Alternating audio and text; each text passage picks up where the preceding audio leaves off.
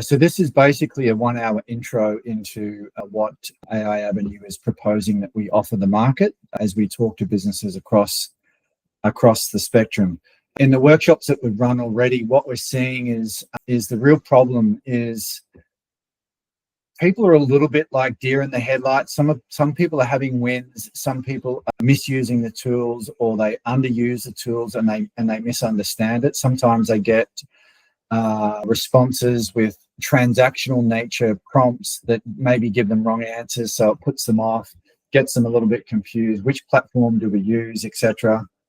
There's lots of questions, and that often creates confusion, and the confusion basically kills the adoption. And that's the most important thing, right? Is that we've got to try and unlock this adoption capability, distill some of the myths down around the different platforms, so we take out the confusion and we ramp up the adoption. This is how we're viewing the market at the moment. The 50% of the market don't know what's available to them, don't have an account, aren't using it that much. This bucket obviously will reduce. We think that the next bucket increases as people start to trigger what's going on. But as they move from the first bucket into the second bucket, they still don't have any contextual awareness as to how they use the tools, what they're using the tools for. And what I'm seeing is a lot of people stay transactional in nature. So if you think about Google search, one-line answers, give me this, give me that, etc. So that's where people will lean in when they start to understand they don't need to ask Google the question anymore. They can ask chat the question, and then they can get their answer.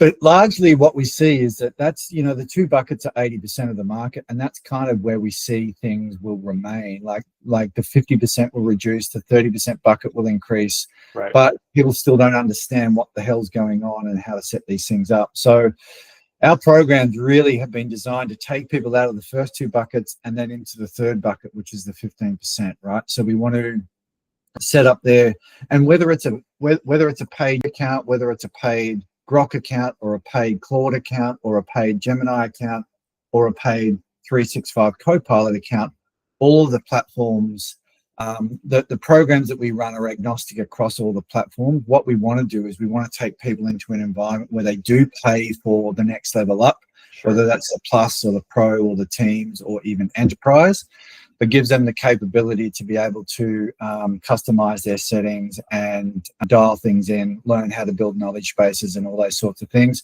And so really the programs are designed to set 101 is the foundation, give them proper context, set their instructions and their settings up in the right way.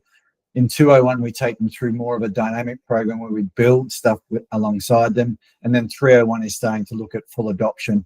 The last bucket of 5% is AI adoption with automation at pace and scale. And what's interesting about that'd be like agents and actually building tools that have outputs. Yes. Okay. Yeah, that's right. And that bucket is moving so fast. I mean, where we sit, AI Avenue sits in the 15% bucket, and we're leaning into the last bucket. We often ourselves feel like we're going slow in comparison to the market, but then there's everybody behind us who's not even into the 15% bucket yet. So, but it's moving super fast and it's changing so quickly. So there's a common thread amongst our programs and with us and with what we're teaching is that we're teaching you this today and it's going to change in 6 months' time. So we all need to remain curious and open-minded as to how this whole thing evolves. So that's kind of where our programs sit, and we think that there's real value getting people further along the right. And where do you see most of people like that you're engaging with? Are they in the 30 trying to move 15, or are they in the 50 and they're interested in what the 30 does and they're unsure of like that discovery phase? Great question. We think most people are in the 30% bucket. Okay. That we're speaking to. Yeah. So they know there's potential, they just don't know how to unlock it. Yeah. They're dabbling. Some of them will have paid accounts, but they haven't quite, triggered how to set them up and all those sorts of things. So, personalize it and teach it how to interact. Yeah. Teach it. Yeah, exactly. So, and there's huge value in all of that. So that's kind of our view of the market. And again, the adoption of these things will change. The one thing that we have seen that is the most important things is how humans interact with the AI, because And this is not to be understated either. You know, a lot of people go into these platforms, and if it hallucinates and gets stuff wrong, they want to kick it to the curb straight away. They get And frustrated. yeah, and people don't realize that they're like these things are like actually like employees, and we need to train them with context. So we need to be curious over fear, progress without perfection, right? And understand that it's going to get stuff wrong, and it's on us to train them. So we need to, as humans, keep interacting with these tools to get the best out of them, and we need to collaborate with them. And we're going to talk about transactional versus collaboration in a minute, but collaborating with the tools, having them work alongside you, resilience through the challenges. So using these tools and getting shit wrong is really important in our own learning curve, right? Because, and you know, I still have this, and if I'm having conversations and it's getting stuff wrong and I get frustrated, I've got to clear stuff out, I've got to start again. So you got to be resilient. You can't and you got to be resilient, and also not to discredit the fact that you've got in your back pocket 5 PhDs on the subject that you're talking about, you know, available to you. So we think the growth mindset and the way that humans interact with this is the biggest unlock in the whole thing, right? So humans and AI working together, humans with a growth mindset will really get the value, and that's where we get to motor on.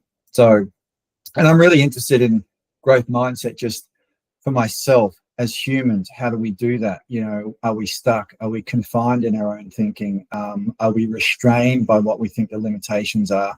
And then let's open ourselves up and really like sort of get into that and unlock that. So, all right. So from there, transactional versus, you know, conversing and collaboration. I think that this is super important. People are used to transacting with Google in a certain way. They're used to typing in a question and getting in a result, although having to, you know, to fish through all the results to get that.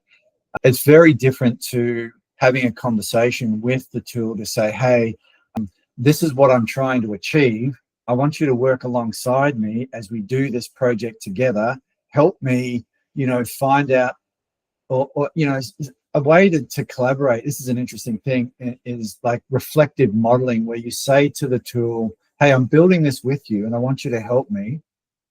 So ask me the top 20 questions that you think you need me to answer in order for me to work with you, and then you build your intelligence alongside me, is a great way to collaborate with the tools. And I've really found that that's a great unlock for people. Again, and it's not to say that we won't be transactional in nature. Like, we will still continue to be transactional in nature, but it's making sure that we do both things together. Because you will go in there and you'll go into a chat and you'll want to ask a question just like in Google, and you'll do that. That's still going to happen. But where you get the biggest unlock is if you as a business owner or your teams then start to think about how these things work alongside them, it changes the landscape and then changes the way that we want to interact and ask questions about, you know, how these tools will work with us. So, well, perfect example. I had a call the other day, and I took the transcript from it and asked chat. I said, you know, what were your thoughts on this conversation? What did I do well? What did I miss in this conversation? And the output completely changed my view of the conversation I had, and I could validate it through like the real experience of having been in that conversation. It wasn't just like making things up, but it unlocked new ideas and concepts that I kind of kicked myself for not thinking in the moment. And it was just so powerful to think like, wow, you could have this sit alongside you and, you know, either after the fact or in the moment actually unlock so many new potentials. Yeah. And, you know, it's those little things that make a huge difference. So when you're in there using the tools, that's when you start to realize other things. Because you're in there and you're playing around, asking a question a different way, or getting questions wrong and getting a shit output, then going back in, cleaning house, and then then going again. Reframe it, So from there was an interesting study that came out of MIT, which was talking about how people will get into situations, and this, I think, pertains to the people going from 50% into 30%, where they're using AI as a crutch versus using AI as an exoskeleton. And this means not giving your power away to the tool. So if you give all your power away and you need to go to it for every single thing, then you're using it as a crutch. If you're using it as an exoskeleton and you're using your own thinking, your own questions, your own collaboration, your own models, right, to work with the tools, then the humans are working alongside the AI to get the best result. That's leverage, yeah. Yeah, as opposed to just, I'm going to give all my power away to. So it was a really interesting study. It was only a smaller group of people, about 55 people. And what I've found for myself is that as I use these tools more, my brain actually lights up further, because now I'm thinking about, well, okay, now I've changed the way that I'm thinking. So I've got neural pathways going on that are connecting in other ways. Right. So my brain's not rotting. I have trouble sleeping because I'm so fired up about where all this can go. So, but it's interesting. This is going to happen. This will happen in the market in that 50 and 30% bucket. If people give their power away, they're going to remain in those buckets and they won't get the full leverage because they're going to turn their brains off. This is kind of a bit of a snapshot in terms of where consumers are in terms of the different platforms. This, again, is an ever-evolving beast and changing quite significantly. Chat came out recently and said they've got not 700 million users, they've got 800 million users going on at the moment. I think that all of the platforms are all doing very similar things, and I think that they'll all coexist in the future. I don't think it's one size fits all. I think these other tools, Gemini, there was a recent study that just came out that Gemini is now getting more traction in the US than Chat. So that's interesting. As enterprises and business come into these tools and start using them more, the dynamics will change in terms of the number of users, etc. But it's just interesting to note this. And our programs, again, are agnostic across all of them, because we want people to be comfortable whichever tools that they're using, acting in similar ways and setting them up in similar ways will get them the best result. As I said, Copilot, Chat, Manus, Grok, Perplexity, and Claude are all platforms that I delve in and out of. I don't in Manus so much, but certainly across the other platforms, I interplay between them. There's settings that everybody can set up as a basic thing that no one does. Setting up setting up some stuff, some information about you, what you do, what you're all about, how you think about the world, etc., how you want it to interact. When you set up the settings, and that influences every single conversation that you have, whether it's in a standard chat window or whether it's in a project or a custom GBT, which we'll get into. When you set up the context to your settings, it will have that lens across every conversation that you have. And people just miss this step altogether. It's hugely powerful. Yeah, it is. It is hugely powerful. And there's some things, and like you'll set it up the first time round and you'll start interacting with it, and you might not like the way that it's interacting with you. Go back into the settings, adjust things, play around with them, and then go back in and start working away again. And then you'll get to see whether you've got the instructions set up in the right way. So, but all platforms, they all give the same capability, settings in the back end to help give proper context to understanding who you are. They all have similar back end setups. So this here is the back end of a custom GBT. And again, all platforms have this capability. You can build a custom GBT, which I'm going to show and explain in a little bit more detail.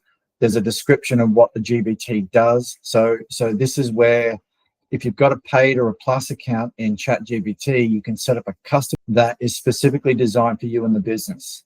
So, and it might be a specific role in the business. So this is where we can start to load 20 documents in about the business, and you might load things like business plans, competitive research, industry reports. You might set up a board of advisors. You'll set up a key 2,000 word set of instructions and a description, and then suddenly you've got a custom GBT that's got contextual awareness about your business and gives you a much more focused and sharper output designed to serve you and the business that you're in. Right. It's a source of truth that it goes back to each time. Yeah. Yes, that's right. And so building the brain, building the 20 documents is part of what we do in our programs, right? So we help people understand, okay, let's build the brain. Here's some layers that we want to approach. Here's how we might build in some of those documents by using the tools to help build the knowledge base, to load them in there so that the thing becomes so much more powerful. but they're all very similar in nature in terms of their back-end structure. So you can see the same sort of thing in Grok, instructions, files, same thing in Copilot. So Grok calls it a project, Copilot calls it an agent, Perplexity calls it a space. They're all very similar in nature. Contextual awareness with documents that serve the purpose of this particular agent or project or space that you're in, with instructions, with a detailed set of descriptions, and then therefore they become much more poignant in terms of their output. Right. And again, agnostic across the platforms, they can all do this in a similar way. From a program perspective, this is what we do in terms of the structure in 101. We build 4 layers to a custom GPT, and we do this in the workshop. So we give people an understanding of these different layers and why they're important. When I started building custom GPTs about 10 months or 12 months ago, I went down a deep rabbit hole in terms of, hey, chat. So again, I'm collaborating with the tool. Hey, chat, I want to build custom GPTs, and I want to build the foundations and the brains of these GPTs with some structure. Help me build the structure to this. And if I was going to put a brain foundation layer in at the bottom, what are the 5 components that you think we should be building as part of this layer 1 foundation? So it then goes through the architecture of how it's designed, its personality, which is more human in nature, the memory context, the voice, and then the thinking engine. So, which also helps with prompting. Now, I've got those 5 documents that I've saved onto, and that's been iterations of doing that and having them available. And what's interesting, and this is a great use case as well, what was interesting when Chat 5 came out, and I hadn't been building my custom GPTs with the layer 1 foundation. I'd just gone into layer 2, layer 3, and layer 4. So I went back to Chat and I said, hey, I haven't used these documents in the past, 1 month or so since 05 came out. Yeah. Do you think that I should still do this? And that's a great question, right? Do you think this is still valuable as I build custom GPTs? And it will give you the answer, and the answer will shock you. Yep. Because it says, yes, these are all great tools to have, foundation layer. And the model says, I like these being part of what you're building. So keep doing it. So on top of that, and so, I'll provide those documents to people, but then on top of that, we then go into layer 2 is business specific intelligence. And again, whether everybody has a current up-to-date business plan or not, load that in there. If they need a hand building a new business plan with some structure, use the tools to help update and refresh your business plan. Once you've done that, load it in. Have you got any commercial models or financial targets that are up to date? Again, if you don't have them up to date, get the model built, help the model build and refresh your commercial targets. So you've got those 2 documents fresh and new, and they're relevant. And then you might go to tools like Perplexity or deep research within Chat or one of the other models and go and get industry reports. So go and help me find industry reports pertinent to this business that are going to help form part of the industry report and insights section of this layer 2. And then the same thing from a competitor perspective. If you've got a business that you're in, and you want to understand, and this is part of the way that I do this with competitors, is I'll say to Chat, hey, this is the business we're in. We want, and you might know your top 4 or 5 competitors, which is useful, right? The URLs. So I might say to Chat, hey, Chat, write me a prompt for Perplexity. I'm trying to develop a deep research report on this URL, and I want to know all these specifics. Right. And then Chat will then write a very, very well-structured prompt for Perplexity. And that's a key unlock. Write me the prompt here, put it into Perplexity. Now go and get me that information that I need. And the Perplexity output is fantastic. We've got to review the competitor output. The humans got to read to verify. Absolutely. Right? Humans read to verify. Super important. Don't trust but verify. Yeah. Yeah. Don't just take it, right? But then what you'll end up with out of this is 4 or 5 deep research reports on the competitors pertinent to this business. Now you can take those 4 or 5 reports, you can then take them back to Chat and say, here's my competitive landscape. Now write me a detailed summary of all of the competitors because I want it in one document. Right. So you take 4 competitor deep research reports, synthesize them into one consolidated competitive overview, and load that in. And honestly, that in itself is so transformational that the GBTs that we're building for this business now has contextual awareness to their plans, their targets, what's going on in the industry, and what the competitors are doing. It's a fucking game changer. And how often are you suggesting that these businesses refresh that? Is that quarterly, biannually, yearly? Like, I would say at least on a 6-month cadence. Yeah. At least. Changes so fast. Yeah, things change. So there's got to be some cadence.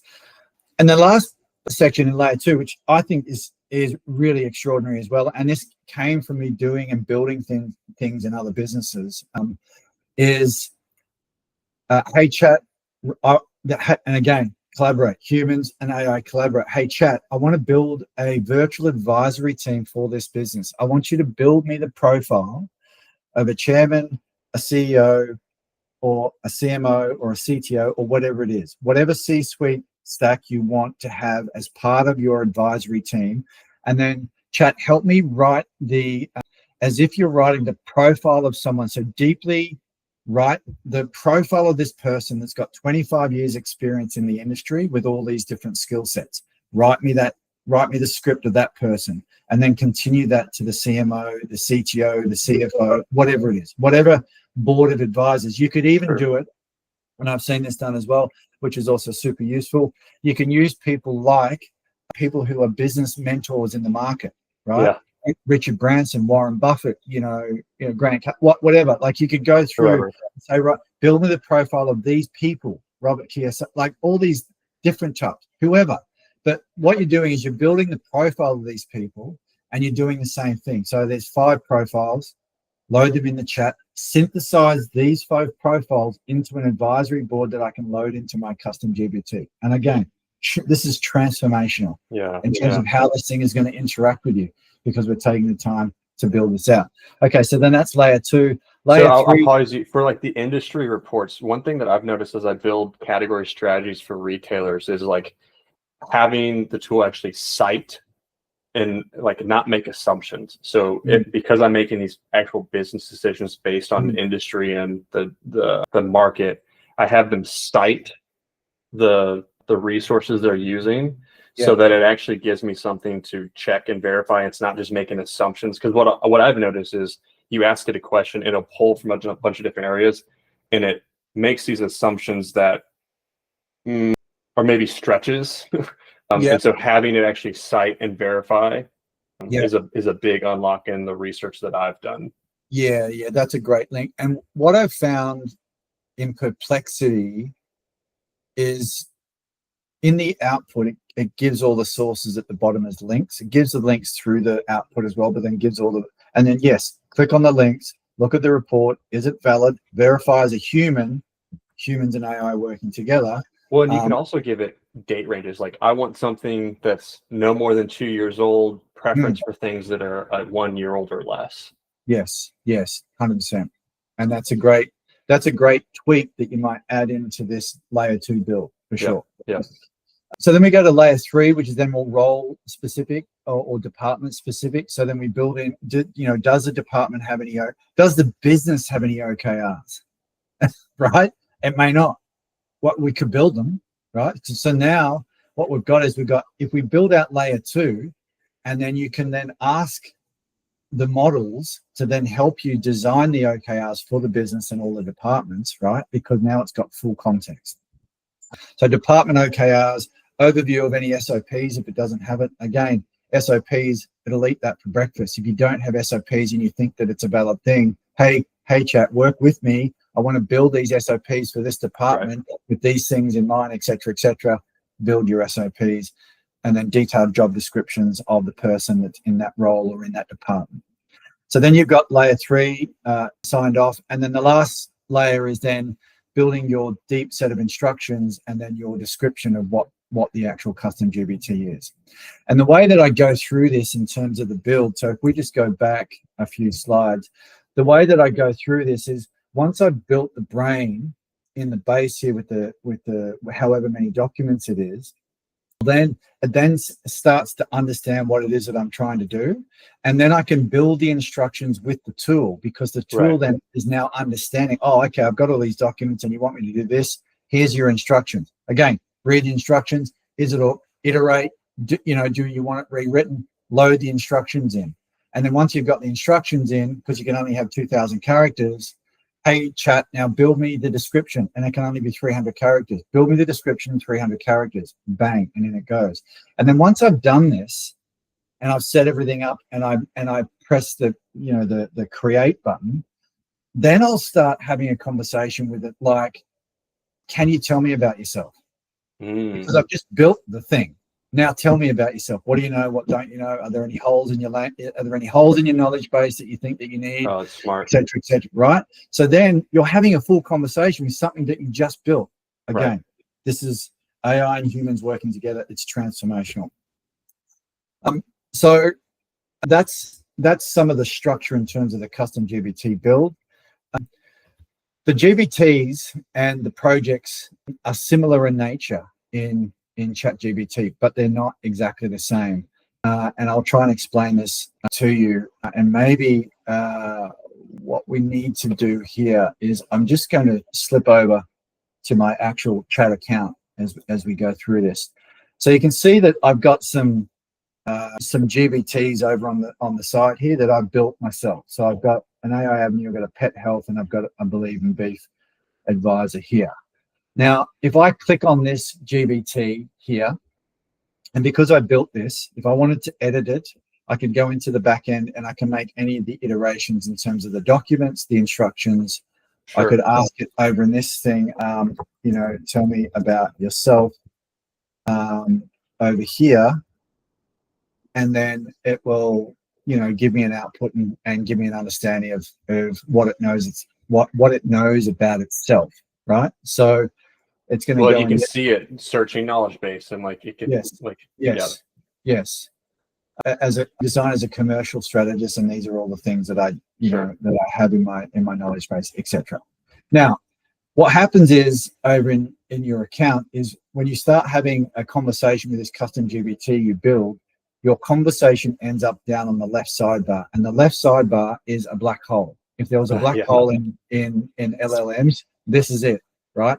Because we have so many conversations about so many things. When you go into a new chat in your account, this is a new chat, then what will happen is the conversation then gets logged here. And it's the same if you go into any of your custom GBTs, the conversations will end up in here if you go into a new conversation. And the reason that this is important is the custom GBTs are great because they've got contextual awareness and they'll serve you and they'll give you a great conversation within a chat window. What it doesn't do is it doesn't have as persistent memory as a project will. So when you're inside a project, as an example, which there are positives to that. I don't want to Yes, there is absolutely positives to that for sure, and they both serve a purpose, and you should be working with custom GBTs and projects for sure.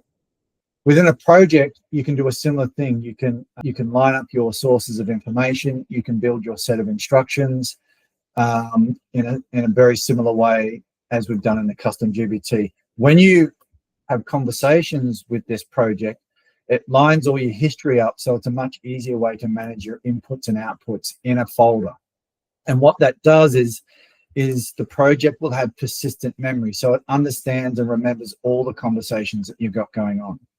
Now, that's also a double-edged sword, because sometimes when you're in a project and you get off-piste, which is going to happen, you're going to get off-piste and you're going to go down rabbit holes that aren't meaningful to the project. Super important. This is super important. When you do this and you have a conversation that's not going in the right direction, delete it, because it's going to remember it. Super important, right?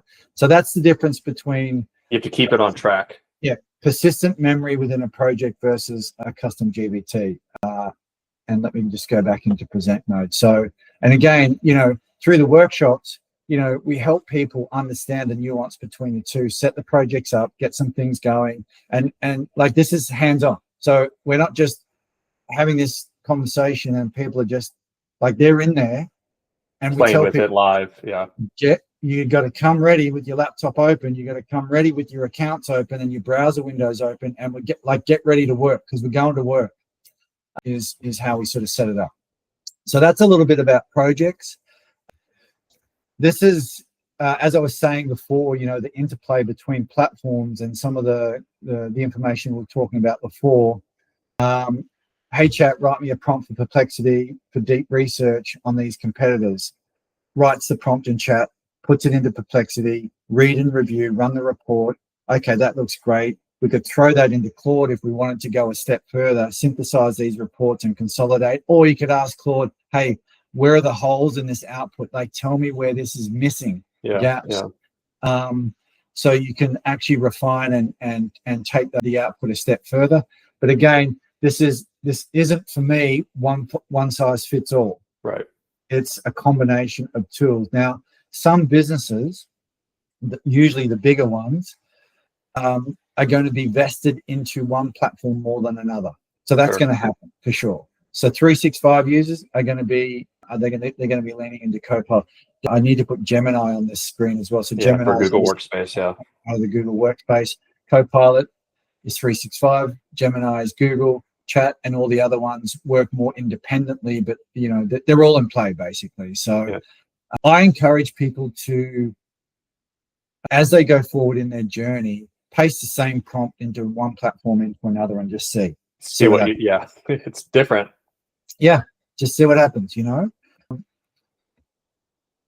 then from there we go into teaching people how to ask better questions, because we've done all the work to build the knowledge base in the tools. Now we want people to interact with those knowledge bases and those custom GBTs and those projects in a different way. We want them to level up their own understanding of how they need to ask questions. So, asking good questions creates clarity and precision, structure and consistency. It gives relevance. It gives constraints and control, and it's just a better outcome, right? Now, one of the hacks that I've suggested that people use is, and again, think about this, transactional versus conversational. A transactional will be a one-line sentence that's short and sharp like a Google search. A conversation and a collaboration will be 3 or 4 sentences trying to give context. Here's your role. This is what I want you to do. These are the outputs. These are the constraints. Here's some examples, etc. So I encourage people to give their best question asking capability in 2 or 3 or 4 sentences. Like, do that. Like, go through the process. Again, don't switch off your brain. Give yourself the challenge of, this is what I'm trying to achieve. Here's my 3 or 4 sentences. What you can do at the end of that paragraph is you can say to chat, hey, here's what I want before you begin. So this is the final piece after you've written your prompt. Before you begin this work, rewrite this prompt so you give me a better outcome. So you better understand the question and you give me a better response. So and you self-optimize the question. Yes, that's right. So then before it starts the work, because we've said before you begin, rewrite the prompt, and it'll rewrite the prompt in a much more detailed and structured way than you will, and then it'll begin the work. So that's one way of using prompting, but again, combining the human with the AI together. Write it, think about it, like think deeply about your question, and then get it to improve it, and then do the output. And then you've got to verify. So the human's asking the question, getting it to ask a better question, looking at the output, reviewing and verifying. Revise that even, yeah. Now, when you review and revise it, you'll go through, and I've had this experience myself, I'll go, oh my God, this is great. This is gold. I'm on a great rabbit hole of conversation, good output. When you're doing that, you'll then ask iterations, and then you'll go further down rabbit holes. And then that's sometimes where conversations can get lost in your left side. Sure. Like, it just happens. If you get good output, what I encourage people to do is copy the output. If you know it's good, before you start iterating and getting better, if you know that part's good, rip it out, put it into a Google Doc or a Word doc, and save it into a folder, into a file. So now you've got that output. And then you can go and iterate, ask other questions, and go down rabbit holes and all that sort of stuff. But if you come across as you're verifying something that you think is of value, so if you've iterated 2 or 3 more times on that output and you get a bank of good output again, rip it out, load it into So you're creating a library of prompts. Gotcha. Well, a library of output. If the output is good. Oh, the output itself. The output itself. Yeah. Well, and that's a good point, because I found that I prefer not to work in canvas mode. I want an actual full text output. Yes. So that I can scroll back through and actually take things out, because otherwise it will like erase and remove and undo some good work that I've done. Yes, 100%. And just so that people are aware of what that is, canvas mode. Canvas mode is here. So in the tool, there's canvas mode, and with canvas mode, it'll give you the app. So if you ask a good prompt, get it to rewrite the prompt, it gives you the answer. If you go and iterate, it'll iterate the answer that it's given you first, which is part of the problem. Now, if you don't like that, then you lose that part. So super important. One thing I did want to mention in here, which I didn't before, in terms of custom GPTs and projects. In projects, you get full functionality in the chat window. The same as if you go into a new chat window, you get full functionality here, which means you can go into deep research, create an image, agent mode, add sources, etc., and add your files. If you're in a custom GPT that you built, it doesn't give you the same functionality. So that's just user beware. If you wanted to use one of the other capabilities, your custom GPT is not going to give you that. It's relying on the instructions you've built it on. That's right. That's right. So let's come back over here. We'll go back into present mode. Okay, good prompting. Now, there's some prompting structures that you could use. And again, like you could build a really good prompting set of instructions to go into your ChatGPT account in your settings. Like you could do that for sure, which is definitely worth considering. These are some of the instruction frameworks. So CoStar is context, objective, style, tone, audience, and response. So you could, as an example, with any of these frameworks, you could say, here's my 3 or 4 sentences that I want to write as my prompt. Can you help me rewrite this in a CoStar format? And it could help you write it that way. And it might ask you a couple of questions. You know, what's your objective? If you've missed in your output, you know, in terms of your asking, if you're missing anything, it'll ask you for some of the clarifying questions that it may need. And you can do that with CoStar ICE. So ICE is instruct, context, examples. Examples are a great thing that people often miss, right? So if they're asking something, if you give it context with an example, it helps it think better and more quickly and more cleanly. Craft is very similar to CoStar. Chain of thought is a really great thing to learn and understand as well, because what we find happens is, and you know, people will have experienced this as well. Sometimes you put in your 2 or 3 sentences, rewrite the prompt, and it'll start, you know, giving you the output. Sometimes it wants to give you everything in the first output, right? It goes, dangerous. I know everything you need. Here's everything. And then that's not always the best, because you don't want it like tackling everything. So a way to get it to slow down is with chain of thought. I love this. Yeah. And again, it's the setup, right? So help me.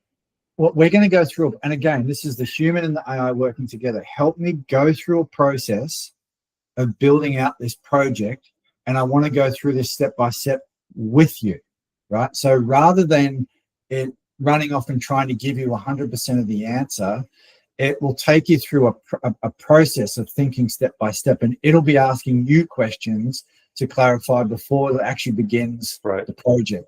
And that's just getting things to slow down a little bit. Right. So this is super important. Yeah. And it comes back to reflective modeling, you know, which is, hey, like, and we did this exercise only a couple of weeks ago with AI Avenue with Brett and myself. We said, you know, we want to we want to write the tone of voice document for our business. Here's all the bits and pieces that we're doing and what you know about us.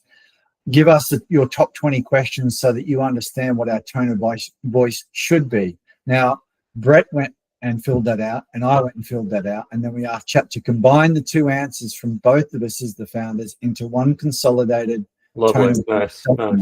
Right? But what it was reflective modeling. So it says, oh, okay, you want to create a tone of voice. I'm going to ask you these 20 questions so that I'll get all the information. Again, humans and AI working together. I'll get all the information out of you as a human to give you the best output of your tone of voice because you've interacted with me. Now, you could just say, here's all the stuff that you know, just write the tone of voice for it. You could do that. You could, and it's probably going to do a decent job. But a fair job, yeah. What we want to encourage is that humans always stay involved in this, and it's much more powerful. So that's a way with reflective modeling for it to go through that process with you before you get the output. You could set that up in chain of thought to then get it to slow down so that it goes through its process a little bit more slowly. Well, I like how your points on like human and AI interaction. Like when I build decks for brands, I have a worksheet that chat helped me build that gets like the foundation, the business, the story, the founder story, the sourcing, all the little golden nuggets that a founder usually doesn't ever, they all have in their head. They never put on paper. Yes. And then I use that and I put it into the tool to help me build the presentation and the deck and the sales pitch and the investor deck. And it helps inform, instead of just saying, here's my business, it actually has all that background and context, and its output far greater.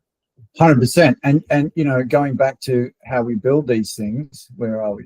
Well, sorry, back here. So what you've just mentioned there is part of what you would then be able to use with that business and that brand as part of their stack in their custom GBTs, right? It would go in either at layer 2 or layer 3 because then you've now collected that information from them.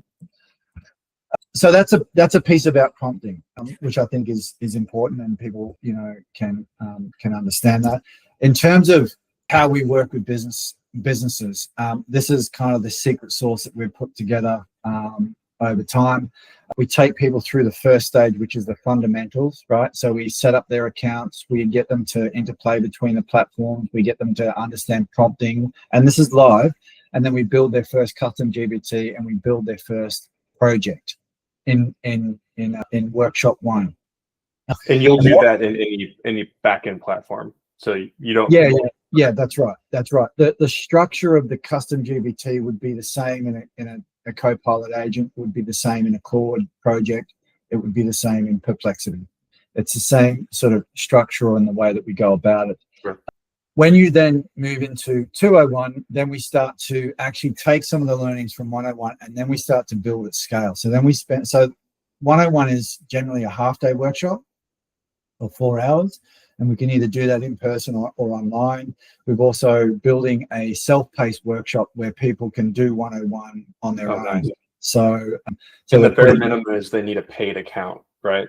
Yeah, they need a paid account. They need a paid account of chat or a paid account of thing or whichever. They just need a paid account. I encourage people, even if they're embedded into a 365 universe and ecosystem, I encourage everybody to turn off one of their paid subscriptions like Stan or Prime or you know, any of the other TV platforms. Turn one of them off and turn one of these on just for yourself. Sure. Even if you're in a business that is 365 embedded and they've got Copilot, we can obviously do that stuff in Copilot, help you set up agents, etc. 100%. I encourage everybody to have their own GBT account outside the business, right? Because it's $20 a month, and you've got the equivalent of that IQ in your back pocket to ask anything about anything outside the business or for yourself personally.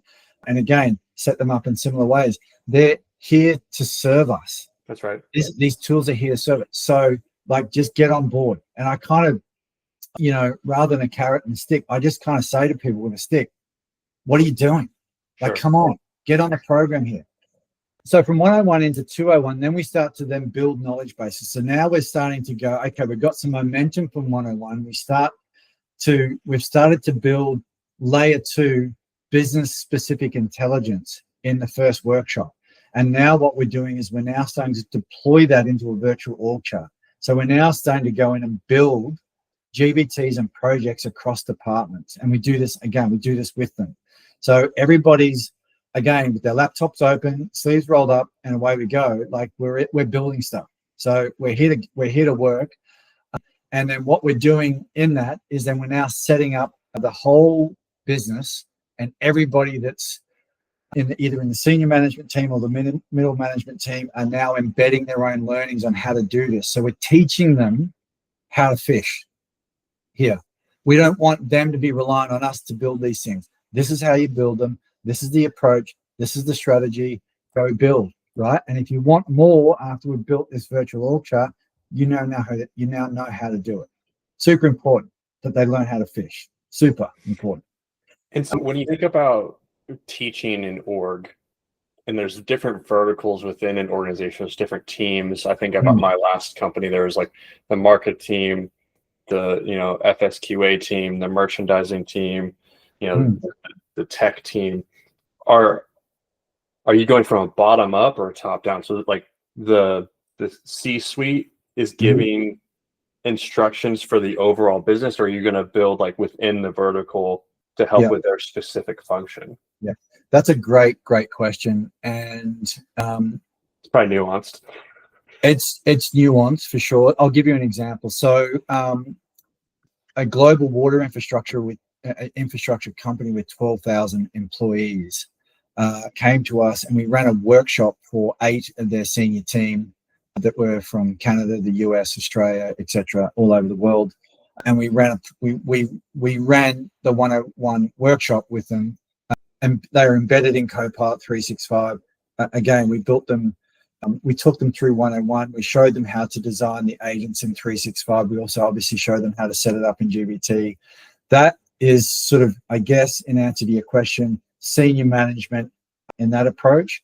I actually really feel like the unlock for businesses is to go the top down. I really feel like once you can open up the minds of the C-suite in terms of and because again, like one of the businesses that I worked in, which was a finance and crypto business out of Singapore, it was actually my cousin's business. I got him at the top down. So we went into his organization, and then we built from the top down. And to give you an example, as we built the org chart out in 201, and then one of the last pieces of build that we did we then rebuilt him a CEO GPT for himself, but he was already in. So he was in across all the departments. So we went through all the work, the layers, the builds, et cetera, sales, marketing, operations, tech, legal, and we built them across his business. And then we built him an absolute killer. This is where I came up with the virtual board. We built him an absolute killer CEO advisor tool that is now in his back pocket, knows everything about him, all of his business plan, all of his investor decks. We built his advisors out. We built the industry reports, it was just so comprehensive. And now part of what he's able to do is just tap into that. Right.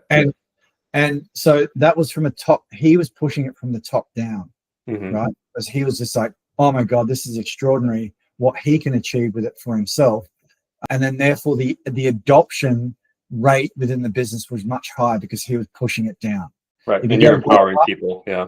If you go bottom up, C-suite doesn't understand it. They might be scared. They might be in the 30% bucket. It's bullshit. It's hallucinates. It gets it all wrong, et cetera, et cetera. So I think if we can crack open at the top level and blow their minds. Yeah. And this is the thing. Which is easy to do. Yeah. Absolutely blow their minds. And they go, oh my God, okay, everybody needs this. And everybody does. Right. And then we then start to plan. So in 201, you might run it.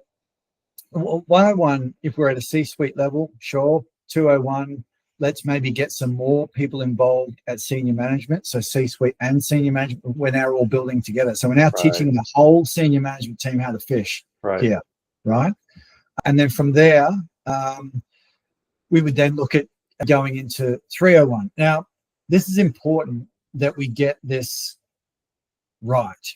So with the fundamentals, we've built some infrastructure. Now we want them to build an AI strategy that sits alongside their business plan. So they're not just going, oh yeah, we built these tools and we're going to use them. No.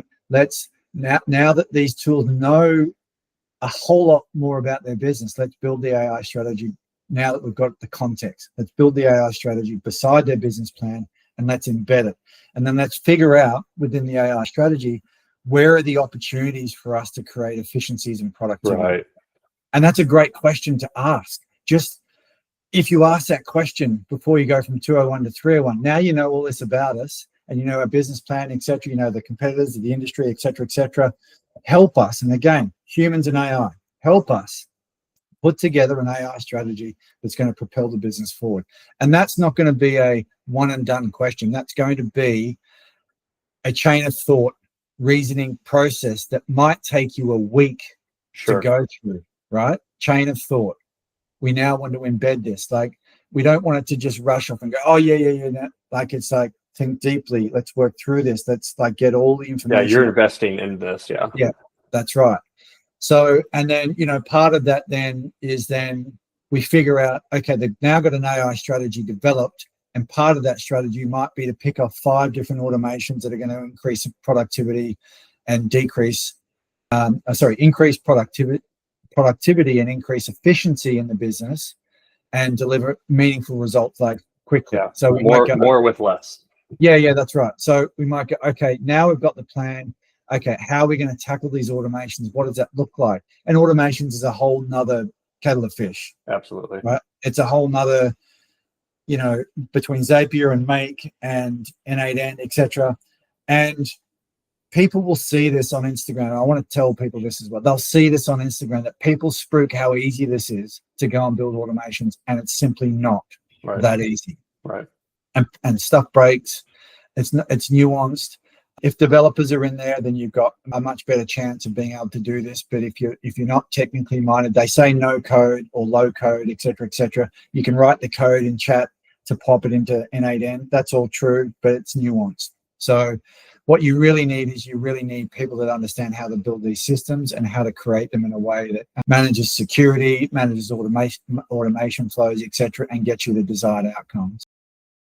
So that's kind of how we take people through the 3 stages.